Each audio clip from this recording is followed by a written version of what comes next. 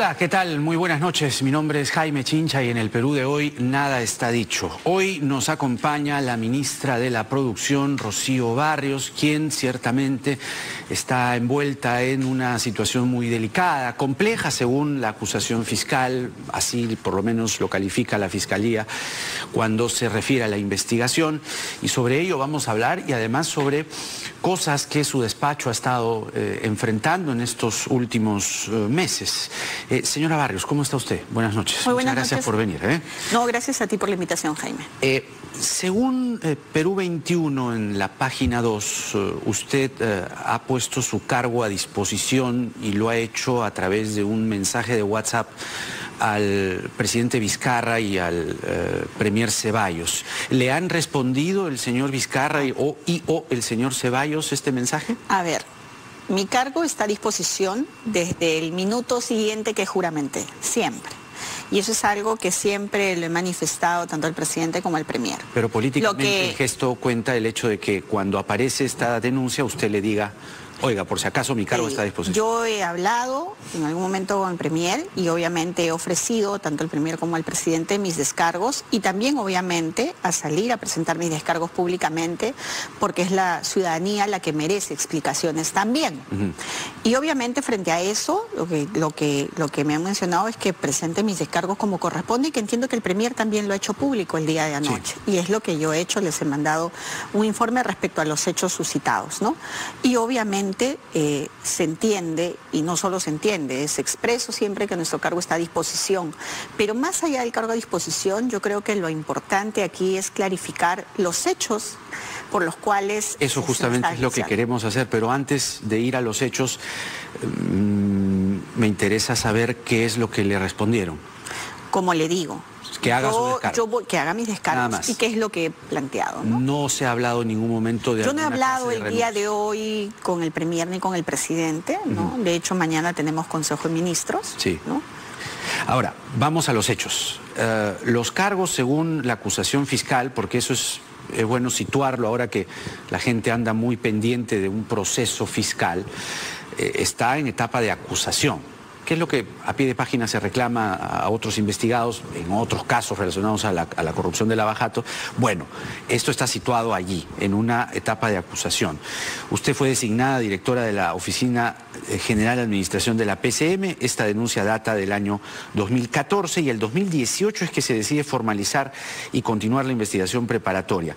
Los delitos, señora Barrios, son bastante, por decirlo menos, graves, por lo menos lo que se coloca aquí: peculado doloso en agravio del Estado, una investigación que, como dije al inicio, se declaró compleja. ¿Qué descargó usted ante la Fiscalía, en primer lugar? A ver, primero que nada, estos hechos se remontan al año 2014 y se inicia la denuncia en el año 2016, es decir, hace 4 años. A mí me citan hace 3 años y medio y yo presento mis descargos, ¿no?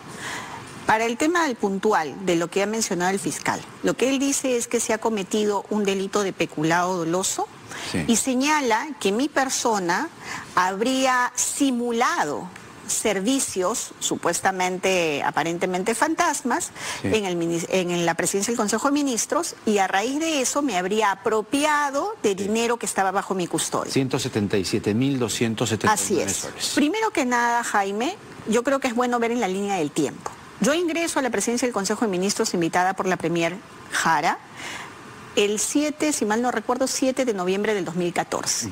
¿Ok? Cuando yo ingreso a la presidencia del Consejo de Ministros a trabajar como directora de la Oficina de Administración, a los días yo recibo una comunicación por parte de mis áreas que tenía 7 vehículos capturados, ¿no?, en unos talleres, obviamente, de mantenimiento. Capturados. Que no dejaban retirar los vehículos. Porque no se había pagado. Dentro de ellos, el de la premier. Entonces, cuando yo pregunto, ¿y por qué no podemos retirar los vehículos? Lo que se me menciona es porque no se les ha pagado. Entonces, lo primero que pregunto es, ¿y por qué no se les ha pagado? Si ya cumplieron el servicio. Es que no teníamos presupuesto. Bueno, inicien las gestiones porque tenemos que dar solución a esto. A los días, Jaime, yo recibo una carta notarial de los talleres, obviamente ante la presión por retirar los vehículos, recibo una carta notarial de los talleres donde me requieren el pago No por 170.000, por mucho más, por servicios que se habían prestado en el año 2014. Frente a eso, yo remito la información a las áreas técnicas que son las que me tienen que responder la veracidad de lo que se está argumentando.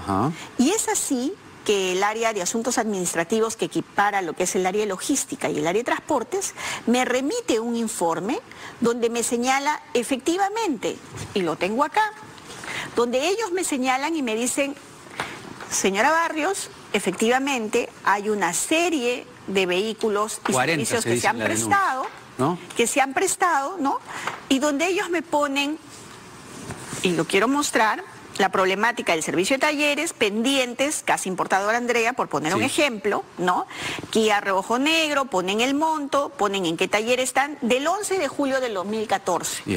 Y ponen el número de informe con el cual supuestamente se daba cuenta de este servicio. Y así como verás, es lo que me pone. 40 vehículos, dice la Fiscalía. Y te voy a dejar la documentación. Entonces se me dice: por lo tanto, señora, efectivamente, estos servicios son de julio a octubre, Jaime. Y yo ingresé en noviembre. Es decir, no fueron originados por mi persona. Primer punto. Ahora, en el Estado se asumen activos y pasivos, usted lo sabe. Exacto, y lo asumí. Y por eso tomé una decisión y por eso quiero contarte en la línea del tiempo. Entonces, me dicen: señora, existe esta deuda, ¿no? Y efectivamente, y le digo: bueno, procedan. No hay órdenes de servicio. Es decir, mandamos los talleres con coordinación simplemente con el taller, porque pensábamos regularizar, pero no tuvimos plata. Y así se manejó durante meses. Eso es una contingencia en el Estado. ¿Es un hecho irregular? Sí. ¿Es un hecho que no es regular en el Estado y que no se siguió la norma de contratación? Sí, es un hecho irregular. Pero como tú bien dices, yo soy activo y pasivo. En el momento en que usted dice: vamos a asumir esto, usted ya sabía de antemano que había una irregularidad administrativa. Pero por supuesto, claro que sí. ¿Y por qué se carga el problema y no lo trata de corregir? Yo sé que en el Estado es muy difícil, ¿eh? No, es que justamente ahí voy. ¿Cuál es la corrección ahí que usted hace? A ver, en el Estado nos permite a nosotros hacer un reconocimiento administrativo. ¿Qué quiere decir esto? Lo que está prohibido, de acuerdo al Código Civil, y que ha sido recogido en varias sentencias del Tribunal de Contrataciones, es el enriquecimiento sin causa. Es decir, yo Estado no puedo proveerme de un servicio y abusivamente no pagarlo en detrimento de un proveedor. Eso es un enriquecimiento sin causa y eso está prohibido. Entonces lo que dice es: ¿cuál es el mecanismo para excepcionalmente regularizar un acto irregular y abusivo del Estado? O sea, para que se entienda, lo que usted tenía que hacer es corregir una irregularidad porque todo se hizo sin papeles, que en el Estado eso es sumamente necesario, y además solamente se había hecho el servicio, o se había requerido el servicio de estos 40 vehículos de manera verbal, de manera informal. Entonces usted simplemente le iba a poner la documentación para corregirlo. ¿Cómo se hizo eso? Mediante, ¿qué dice el Tribunal de Contrataciones? Y también te voy a dejar sentencias. Lo que dice es: tú puedes hacer un reconocimiento administrativo, ¿no? Mediante la modalidad de, efectivamente, reconocimiento administrativo bajo ciertos requisitos. Primero, que existe el informe del área usuaria, efectivamente, que te diga que se prestó el servicio. Que tengas disponibilidad presupuestal. Y que en la resolución donde tú reconoces, o sea, dices: yo Estado me equivoqué, yo Estado hice mal las cosas, y en una facultad legal y vía un trámite excepcional para minimizar riesgos de costos posteriores al Estado, reconozco esta deuda que se contrajo en el Estado. Vamos a detenernos ahí para contrastar y que el público tenga la documentación completa. Eso es lo que tiene usted como descargo, pero le voy a leer lo que dice la Fiscalía.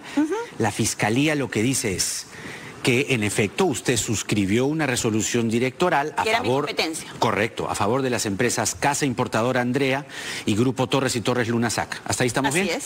Empresas con un socio común ascendente a la suma de 110.123.83 soles y 67.155.57. ¿Estamos bien hasta ahí? Pero acá le agrega algo. Dígame. A pesar que no existía orden de servicio, ni las actas de conformidad, ni evidencias de haberse realizado los servicios. ¿Qué significa eso? A ver, yo le comento. Cuando uno hace una contratación en el Estado, tiene que haber orden de servicio y conformidad de servicio. Correcto. ¿Para qué? Para tramitar el pago. Eso es en un procedimiento regular. Sí. Ya, yo estoy ejecutando un procedimiento excepcional Sí. para regularizar. Por Sí. lo tanto, obvio pues, se aplicó un reconocimiento administrativo porque no había órdenes de compra. Estamos bien hasta orden de servicio. Porque no había en ese momento, perdón, órdenes de Sí. servicio, no había conformidad de pago, Ya. ¿cierto? Hasta ese momento, ¿no? Y evidencia. Pero acá viene lo que usted le complica, mire. Usted dice orden de servicio, de acuerdo, acá Conformidad. está. Acta de conformidad, de Exacto. acuerdo. Pero evidencias de haberse realizado Por eso, los servicios. ya. Por eso, Jaime, Ajá. yo quiero, por favor, permíteme acercarte esto. Este es el informe que a mí se me entrega por De parte los del área autos. responsable. Ya. ¿Qué dice aquí? Me gustaría que leas al final en el cuadro Léalo que está usted. subrayado. A ver, léalo usted. Te dice, ¿no? A ver. Pendiente, fecha del servicio 11 de julio. Vehículo Kia negro. Color, placa, monto, casa importadora. Número de informe. Ya. Es decir, de la evidencia del servicio, ¿no? Ajá. 255 del 17 de septiembre del 2014. Usted todavía no estaba. No, existen los informes del área de transportes. Y eso no lo incluyó la fiscalía. Lo tiene ahí. Yo por eso le digo. Pero es que aquí, a ver, le entendí. Pero ¿por qué si aquí hay una evidencia de haberse realizado los informes, la fiscalía dice que no hay evidencias de haberse realizado Eso los es informes? algo de lo que el fiscal tendrá que sustentar en su control de acusación, contrastando con lo que yo presento, ¿no? Porque digamos, estos informes se tienen. Pero voy más allá.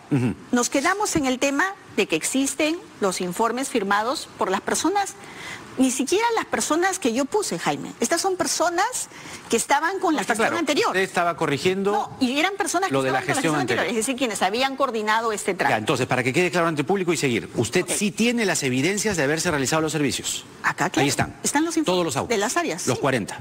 Sí, de cada uno están los informes Ya. acá de las áreas, ¿ok? De acuerdo. Que es lo que se me adjunta a mí. Y al final de este informe, ¿ok?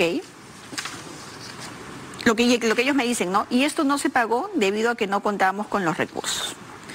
Y lo que se me dice es, se recomienda, ¿no?, emitir un reconocimiento de adeudo, obviamente, y estamos remitiendo el informe respectivo, pero uno de los requisitos que obvié hace un momento decirte que tiene que tener ese reconocimiento administrativo es, se tiene que disponer el deslinde de responsabilidad para determinar las causas de por qué no se hizo un procedimiento regular para la ¿Lo hizo? contratación. Claro, la misma resolución en su artículo 4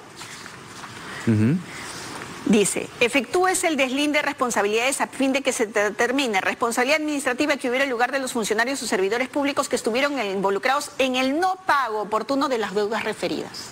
Acá tiene otra imputación de la fiscalía. A ver, dice aquí que usted, señora acusada, le ponen, Rocío Ingrid Barrios Alvarado, tenía la obligación funcional de supervisar el cumplimiento de las normas y procedimientos de los asuntos administrativos en las áreas de recursos humanos, contabilidad, tesorería, sistemas, logística, servicios generales vigentes en la administración pública. Incumplió el decreto supremo 1784 PCM, referido al reglamento de procedimientos para el reconocimiento de abono de créditos internos y de vengados a cargo del Estado. ¿Lo hizo?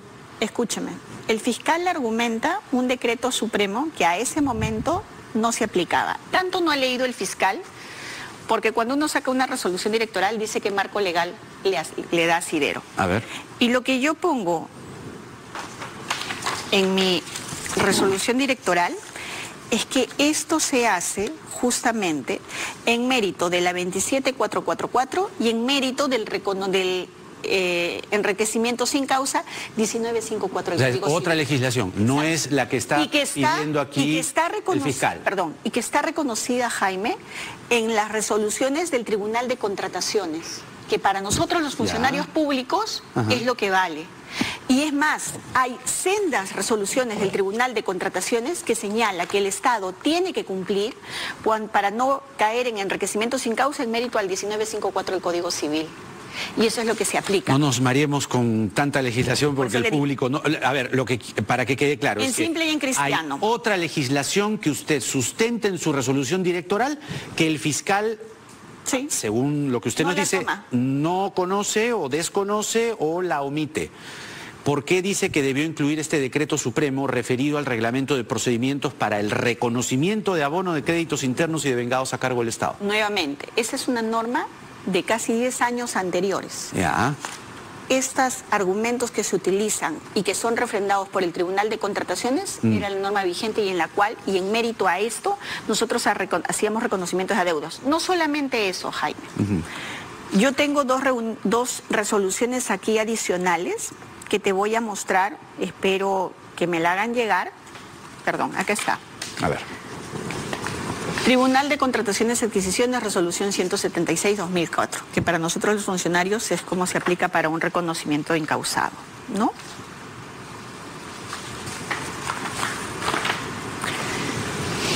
Siendo que nos encontramos frente a una institución de derecho en la que ha habido, aún sin contrato válido, un conjunto de prestaciones de una parte debidamente aceptada y utilizadas por la otra, hecho que no puede ser soslayado para efectos civiles en ese sentido, cabe señalar que conforme el artículo 1954 del Código Civil y el Ordenamiento Jurídico Nacional no ampara en modo alguno el enriquecimiento sin causa. En efecto, no habiéndose suscrito contrato, no ha existido fundamento legal ni causa justa para dicha atribución patrimonial que sustente el enriquecimiento indebido en el que ha incurrido la entidad, circunstancias que deberá ser ventilada por las partes en la vía correspondiente, entiéndase en la vía administrativa, y ordena efectivamente. A ver, vamos a ponerlo en términos sencillos, que seguramente la gente lo debe estar en este momento también preguntando. Intuyo ello. La oficina de administración que usted asume, el cargo de dirección, en noviembre, perdón, contratas unos servicios a dos yo no contrato empresas. Ningún servicio. No, la oficina. Ah, ya. La oficina. Contrata en julio. Correcto, claro, activos y pasivos. La oficina contrata los servicios de una casa importadora Andrea y Grupo Torres y Torres para darle mantenimiento a 40 autos. ¿Estamos? Sí. La forma en la que se hizo esta contratación fue informal o irregular. Cuando usted asume en noviembre, trata de corregirlo. La pregunta es... No trata. lo corrige. ¿Se le dio mantenimiento a estos autos? Se le dio mantenimiento a los autos. ¿Por qué dice que el dinero se lo quedó usted? Es que ahí va el siguiente tema. A ver, el delito de peculado señala expresamente, primero que es un delito doloso. ¿Okay? Sí, claro. Le ponen además ahí lo de dolo. Es un delito por negligencia, es un delito doloso, es decir, con conciencia y voluntad. Así es. Ok. Entonces, ¿qué dice el delito? Aquel funcionario que se apropia, es así, que se apropia de caudales que fueron entregados para su custodia, será reprimido. ¿Qué es lo que le ponen aquí? Exacto. Entonces, yo le preguntaría al fiscal, ¿cuál es la trazabilidad que hizo del dinero? Como para señalar que esta funcionaria se apropió de un sol de ese monto. Para nosotros, en el Estado, es bien fácil seguir la trazabilidad del dinero, Jaime. Porque nosotros pagamos, no es que alguien va con su factura y yo le pago en efectivo. Se hace una transferencia vía tesorería, vía el CIAF, que es el sistema efectivamente que utilizamos en todo el Estado para el pago. Ahí se dice con qué cheque, con qué número, con qué fecha, en qué banco se pagó. No solamente eso, Jaime. Para pagar, estas personas han tenido que presentar en su momento sus facturas. Por lo tanto, hay un pago a la SUNAT del IGB. O sea, ¿no se ha incluido eso acá tampoco? Si usted lee toda la resolución... No, la he leído completa. No existe. Entonces la pregunta es, ¿en mérito a qué se dice que esta funcionaria se apropió de un sol? No existe una prueba objetiva en que diga que ese dinero ingresó a mis arcas. No conozco a las empresas, nunca las he visto en mi vida. No tienen ninguna relación directa e indirecta ni conmigo ni con ningún familiar hasta mi 10º grado de afinidad. Pero dice que las empresas Casa Andrea y Grupo Torres no hicieron el trabajo. Acá lo dice acá, a sabiendas que las mencionadas empresas no brindaron el servicio. A mí me gustaría que el fiscal señale, porque tampoco lo dice, cómo es que tiene la certeza que no se hizo el trabajo, porque de acuerdo al reporte que se tiene, hay informes de eso, ¿no? Primero. Segundo, el delito de peculado es un delito doloso, es un delito de comisión, es un delito que se tiene que probar fehacientemente. Y además uno de los autos era el auto de Ana Jara. Sí, efectivamente. Y Ana Jara, usted pudo corroborar que usó su auto. Pero por supuesto que puede más, me tocó recoger el auto, o sea, pedir que nos entreguen el auto completamente adecuado y obviamente en óptimas condiciones para que lo use la Premier. Ana Jara nunca se quejó de que el auto fallase, se quedase botado, se le malogre el pistón, el carburador. Los carros usualmente, nada. Además en ese momento el Premierato tenían los carros chinos, ¿no? Sí. Entonces justo en mi gestión es que llegan los carros Lexus que hoy tiene el Estado. Sí. Entonces, a mí me toca hacer el traspase de una flota vehicular a otra. ¿Y eran estos autos? No, eran los chinos, los anteriores, Ya. ¿no? Entonces, sí, cada cierto tiempo en verdad tenían ciertas fallas, ¿no? Pero, o sea, yo no tuve ninguna queja de la Premier. Es más, cuando yo encuentro estas contingencias, Jaime, yo doy cuenta, obviamente a mis superiores, de qué es lo que había encontrado, porque tenía que hacer modificaciones presupuestales para pagar este tipo de cosas. En la gestión pública, Jaime, tú tienes que llegar a encontrar soluciones en el Estado, pero soluciones dentro del marco legal, que es lo que a mí me compete. Efectivamente, como bien dices, uno asume el activo y el pasivo, Sí. pero tú tienes que darle solución a ese pasivo. Lo peor que podrías hacer es quedarte con eso, porque ¿qué pasaría? Yo te comento un caso puntual. ¿Qué pasa si tú no le das solución a algo así? Obviamente lo que va a seguir es un proceso judicial, pago final de indemnización, costas y costos y todo el tiempo que desgasta. A eso iba. Usted vuelve a garantizar con documentos en mano que sí se le dio mantenimiento a esos 40 vehículos, con lo cual contradice de plano la raíz de esta denuncia. A ver, Jaime, nosotros los funcionarios públicos obviamente respondemos a la presunción de veracidad, ¿ok? Porque yo soy administradora de la PCM para todas las direcciones administrativas y en todos los servicios, cuando era en ese momento administradora. Entonces tú trabajas en función a las funciones y competencias que te da el cargo que ocupas. ¿Qué quiere decir eso? Que tú supervisas lo que tu subordinado hace y hay una presunción de confianza en eso. Cada quien asume su responsabilidad de acuerdo a lo que toca. Yo no estuve en julio, yo no estuve en agosto. Entonces, ¿qué es lo que tú tienes que hacer como funcionario público? Tú solicitas los informes efectivamente como corresponden de los servicios que se prestaron. ¿Y qué es lo que se hizo? Obviamente. Exacto. Es decir, usted tendría, y dice usted que lo ha hecho, les tengo que pagar. No había la documentación que pide en rigor el Estado peruano, pero usted verificó que los autos estuviesen en funcionamiento y está ahí en ese Los actos estaban en funcionamiento y de hecho algunos estaban, yo los encontré en el taller, como te dije, 7 puntualmente encontré en el taller cuando yo llegué. Un tema que creo que es importante, Jaime, cuando yo asumo el cargo, a mí no se me entrega el cargo, hasta un mes después. La persona que fue mi antecesora se fue. O sea, yo llegué y lo usual es que la autoridad saliente le entrega una rendición. Una transferencia de cargo. Ya, eso no se dio sino hasta 3 requerimientos que yo hice formalmente, hasta notarialmente y hasta con el órgano de control, para que se me entregue. O sea, encima de eso tenía esa contingencia, que se me entregue un estado situacional. ¿Cómo califica usted en una palabra esta denuncia? Ignorancia del marco normativo legal del sector público que tenemos. A mí se me hubiera ocurrido patraña. También, ¿por qué no? Pero en verdad tengo que tener respeto por la que alguna vez fue mi casa laboral. El Ministerio Público fue mi casa laboral en algún momento. ¿Usted entonces conoce de investigaciones y de acusaciones? Yo conozco, Jaime, yo me inicié en el Ministerio Público y con mucho orgullo. A mí me tocaba calificar denuncias justamente para acusación en su momento. Y entonces, si usted calificaba denuncias y así empezó su carrera en Derecho, ¿cómo califica esta denuncia? Completamente desinformada, completamente mentirosa y completamente mal enfocada. Porque un tema crucial del delito de peculado es demostrar que la persona o el sujeto activo, como le decimos nosotros en el derecho penal, ha tenido que probar que recibió, que utilizó el dinero. Y yo en ningún momento he utilizado ningún dinero del Estado. Es decir, usted conoce la entraña misma del Ministerio Público. Obvio, para calificar el delito tú tienes que identificar sujeto activo, sujeto pasivo. ¿Quién no digo, ¿cómo se hacen las denuncias? Ah, pero por supuesto. ¿Y cabe la posibilidad que esta denuncia se haya hecho a pedido? ¿Cabe la posibilidad que esta denuncia se haya hecho para petardear el plexo suyo? ¿Petardear su imagen?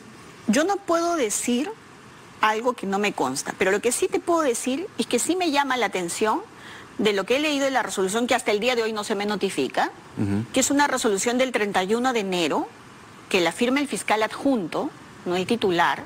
Entiendo o imagino yo que es por vacaciones del titular, porque normalmente en febrero entran en vacaciones los titulares, pero, a ver, lo usual es que tú despachas, esto normalmente las denuncias o las investigaciones las ve un asistente fiscal, ¿no? Y el asistente fiscal se toma su tiempo, hace un proyecto y lo despacha con el fiscal y lo discute. Pero el fiscal tiene que revisar. Entonces la pregunta es, quisiera saber desde qué fecha estuvo el adjunto a cargo.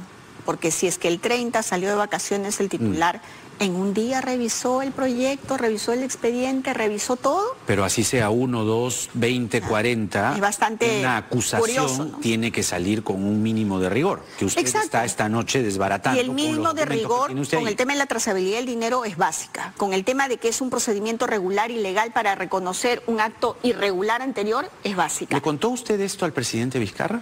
Yo cuando asumí el cargo, y lo he dicho ya anteriormente, yo tuve una entrevista con el presidente y en su momento con el premier Salvador del Solar. Entonces, cuando entre las cosas que se hablan, obviamente ellos me preguntaron qué contingencias tenía. Entonces, yo dentro de las cosas que conversamos le mencioné que yo tenía una investigación producto de una acción posterior de control, pero que definitivamente eso, de mi punto de vista, no tenía mayor asidero legal por todo lo que yo te estoy explicando. Dice usted Salvador del Solar porque fue la primera vez que ingresa. Exacto, ¿no? Ministerio de la Producción. Entonces, y que no tenía mayor asidero legal y era una investigación preliminar. Pero sí les comentó de estas cosas. No al detalle, Jaime, así tal cual como te lo estoy diciendo. ¿Debió haberlo hecho? En verdad, para mí, que tengo conocimientos legales, ¿no? Y como te estoy sustentando el día de hoy, esto no tiene mayor asidero legal. Pero hay una denuncia fiscal. Sí, como pueden haber muchas. ¿Por qué le digo? Porque la investigación se formaliza en 2018. La investigación se inicia en el 2016 claro, y se pasa formaliza para el 2018. Entonces, podría haberle dicho, oiga, por si acaso se ha formalizado una investigación, que yo creo que se cae de plano, pero se ha formalizado. No entré ese detalle, y no fue por mala fe, Jaime, sino que yo reconozco que en verdad, para mí, esta denuncia no tiene mayor asidero legal. Mayor asidero legal desde el punto de vista penal. Esto es un tema netamente administrativo, no es un tema... De acuerdo, pero se da cuenta que usted siendo la investigada, es evidente que lo que va a decir usted es que no tiene asidero legal, pero como le digo, hay una denuncia. Entonces, vuelvo a preguntarle, quizá haciendo retrospectiva, usted cuando es entrevistada por el presidente y por el señor del Solar en su momento, debió entrar en detalles. Seguro sí, en ese momento no lo... En verdad, importante, porque hoy, para mí no era importante. Hoy, en vista de la resolución, que en verdad es bastante jalada de los pelos, o sea, uno dice, sí, pues, en verdad, uno no puede asumir que todos están debidamente preparados en el marco normativo legal del sector público, ¿no? O sea, sí debió decirlo. En su momento debí ponerle mayor atención, creo yo. ¿Lo incluyó en su declaración jurada de intereses? No, y eso lo he explicado por qué. Porque la declaración jurada de intereses y el marco normativo que regula la declaración jurada de intereses justamente tiene que ver con un tema de conflicto de intereses, como bien señala el nombre, ¿no? Y entiéndase por conflicto de intereses cuando uno ejerce un cargo y respecto a las funciones o competencias que va a realizar, habría algún conflicto en ese sentido. Esto no es un conflicto de intereses, ¿no? Esto es un tema administrativo que se ha penalizado. Pero igual, digamos, declarar las cosas que uno ha hecho, las cosas que uno enfrenta, es rigor en la administración pública, no necesariamente tan puntillosamente en lo legal, pero quizás sí en lo moral. Hoy, a la luz de los hechos, por todas las cosas que estamos viendo y por lo cómo se usa también este tipo de información para hacer daño o mellar las honras de las personas, o sea, definitivamente yo creo que bajo ese concepto uno debería incluir absolutamente todo, pero en el sentido estricto de lo que la norma y el sentido de la situación de la declaración jurada de declaración de intereses, en verdad no correspondía. No correspondía, o sea, no fue porque haya habido una omisión malintencionada en absoluto. Le decía, si usted con el conocimiento que tiene por su trabajo en el Ministerio Público, su primer trabajo además, conociendo la expertise, sobre cómo calificar esta denuncia, porque en la misma línea de tiempo usted ha tocado grandes intereses con IMARPE, usted ha tocado grandes intereses en la Sociedad Nacional de Pesquería, usted ha ido al corazón mismo del Instituto del Mar del Perú cuando se revela este formateo de una computadora de IMARPE que tenía que ver con las cuotas de pesca y se ha destapado un inmenso hueco negro, una situación realmente que merece mucha investigación, tan o más que esta. ¿Tiene alguna relación todo eso que usted ha enfrentado en IMARPE, en la Sociedad de Pesquería, con esto? Jaime, yo no creo en las casualidades, ¿no? Sin embargo, también como una profesional en Derecho, tengo que tener evidencia cierta. Lo que yo sí puedo mencionar es que desde que inicié la gestión, mi gestión siempre ha sido clara en deslindar con los actos de corrupción en el interno de Produce. Empezamos con el tema de la denuncia del primo del congresista Vieira, en la cual nosotros declaramos la caducidad de su permiso, ¿no? E investigamos a los funcionarios que tuvieron que ver con ese permiso irregular. Y no solo los investigamos, en mi gestión se separaron a los funcionarios. Posteriormente salió la sentencia del Tribunal Constitucional donde me pedía que evalúe para poder iniciar las nulidades de los permisos de pesca indebidamente que se habían afectado a alguna flota industrial. Y también ya presentamos la nulidad a nivel judicial y a nivel interno de los permisos de pesca que indebidamente se habían otorgado en anteriores gestiones o producto de resoluciones judiciales abusivas. Por eso le decía. Y en el último momento es el tema de IMARPE, ¿no? Ajá. ¿Qué me llama la atención? ¿Qué me llama la atención? Me llama la atención que creo que todos los peruanos somos conscientes que hace poco más de 15 días ha empezado una ola de spots publicitarios diarios, no son menos de 20 por día, y me quedo corta, ¿no? Hablando de una supuesta crisis en la pesca, ¿no? Donde solamente se habla de los intereses de un solo sector, ¿ok? Entonces la pregunta del millón es, esas supuestas crisis de la pesca o problemas no son de estos 10 meses de gestión. ¿Por qué se activan los spots publicitarios hace 15, justamente después que sale la modernización y la reorganización de IMARPE? ¿Qué sector defienden esos spots? Tiene que ver con el sector industrial. ¿Y qué sector defiende usted?